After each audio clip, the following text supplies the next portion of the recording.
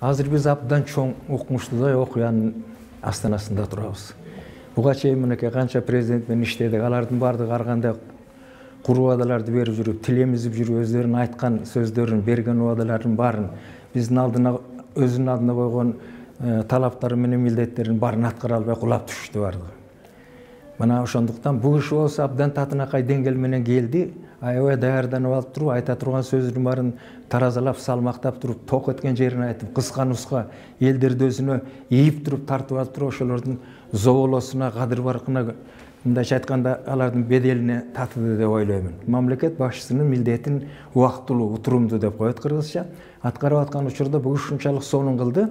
Бияктагы баягы балжабылжы болуп аткан, калдыр-шулдур болуп аткан башаламандыктарга карабай, эң эле алды ушу биздин 6 дубанды айланып келип туруп, ар бир облустун борборунда калктын калың катары менен кезигип туруп, бардык суроолоруна тартынбай жооп берип, кемчиликтерин мойнуна алып, өзүнүн эртеңки бир суңку иштей турган иштеринин бардыгын ушунчалык алаканга салгандай эле ачык айтып берди. Ошондо эле эл, карапайым эл ийип калды.